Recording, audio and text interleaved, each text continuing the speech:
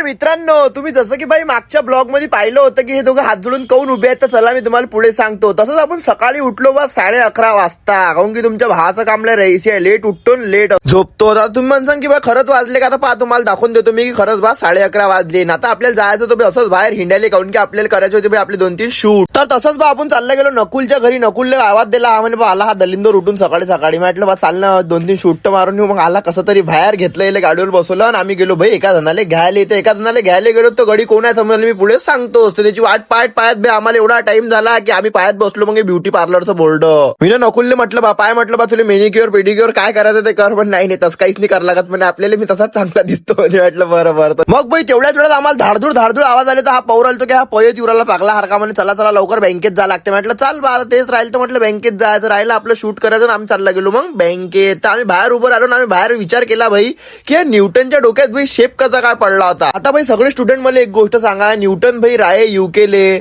आणि शेपचं झाड असते भाई आपल्या काश्मीरमध्ये. तुम्ही तरी जिंदगीत भाई बाप जन्मात कधी शेपचं झाड पाहिलं का कधी जाऊन स्वतःहून? तर तुम्ही विश्वास कशा काय करू राहिले की त्याच्या डोक्यात शेपच पडला म्हणून? अरे तो उद्या चालून काही म्हणीन बा तुम्हाला की माझ्या डोक्यात बा एरोप्लेनच पडलं ग्रॅव्हिटी काढण्यासाठी. अरे हुट असं थोडी ना चालत असते म्हणा. तुम्ही ऑब्जेक्शन घ्या भाई, रिअली थोडा लॉजिक लावा ना तुम्ही की बा ते नाही तुम्हाला त्याच्या बापाचं नाव माहित आहे, नाही पुस्तकात दिला त्याच्या आईचं बापाचं नाव. तुम्ही विश्वास कसा काय ठेवू राहिले की न्यूटन आहे म्हणून? न्यूटन आहे नाही सॉरी होता म्हणून. तर सोडा बा तुम्ही काही तर माझ्या ऐकसानच नाही. तर मग थोड्या थोड्यात भेटले आपल्याला आपले फॅन्स. वापिस आले भाई पलटून. नाही फॅन्स नव्हते, हे आपल्या शाळेतले मित्र होते ना आपल्याला भेटायला आले भाई रोहित भाऊ रेहान भाऊ. तर भाई 2 दिवसाआधी आपण एक ब्लॉग अपलोड केला. त्याच्यावर आपण म्हटलं होतं भाई आपल्याला फॉलो करा तुमचा इगो साईडनं ठेवून. तर त्याच्यावर आपल्याला भाई कमेंट आली होती. तर त्या कमेंट काय आली ते पण आपण पुढच्या ब्लॉग मध्ये. अरे हात काऊन जोडून उभे आहेत हे मी तुम्हाला आता बी नाही सांगत, काऊन की हे सांगेन मी तुम्हाला पुढच्या ब्लॉग मध्ये. पहिले फॉलो करा.